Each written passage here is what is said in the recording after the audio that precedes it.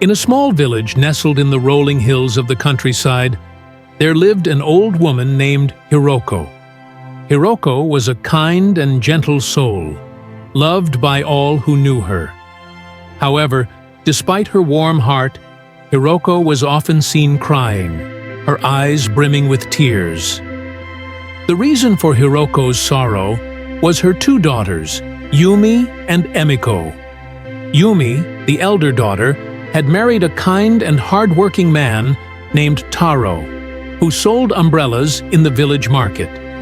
Emiko, the younger daughter, had married a gentle and talented man named Kenji, who made delicious noodles in his small shop. Hiroko's tears flowed like a river, and her sorrow seemed to have no end.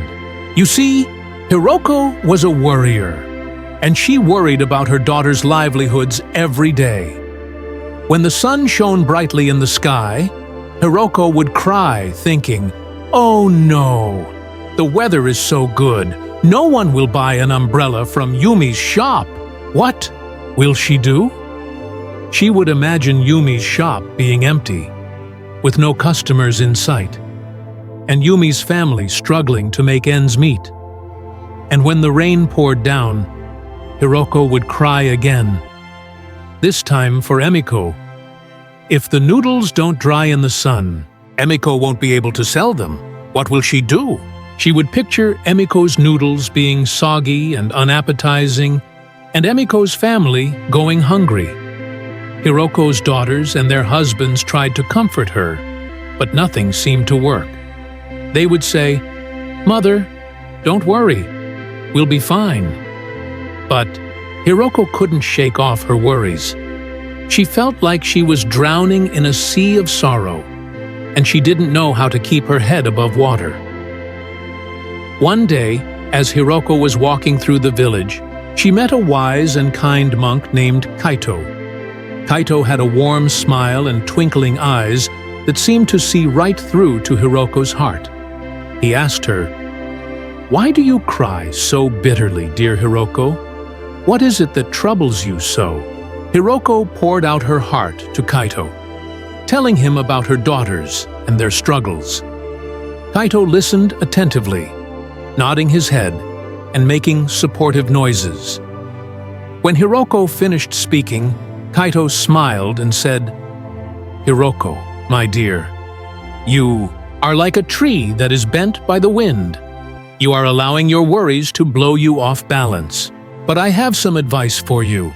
Instead of worrying about what might happen, why not try to see things from a different perspective?"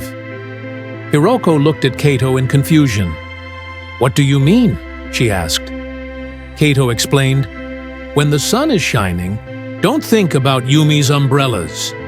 Think about Emiko's noodles. The sun is shining.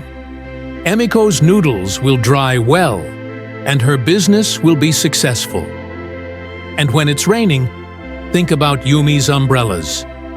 Look, it's raining. Yumi's umbrellas will surely sell well. By changing your perspective, you can change your attitude. You can't change the weather, but you can change how you respond to it." Hiroko's eyes widened as she listened to Kaito's words. She felt a weight lifting off her shoulders and a sense of peace settling in her heart. She realized that she had been allowing her worries to control her, but now she saw that she had the power to choose how she responded to circumstances. From that day on, Hiroko made a conscious effort to change her perspective. When the sun shone brightly, she thought about Emiko's noodles and smiled. When it rained, she thought about Yumi's umbrellas and felt grateful. And as she did, she found that her tears began to dry, and her heart began to heal. Hiroko's daughters and their husbands noticed the change in her, and they were overjoyed. They would often visit her and find her smiling and laughing, her eyes shining with happiness. And Hiroko would say to them, "I've learned that I can't change the weather, but I can change how I respond to it.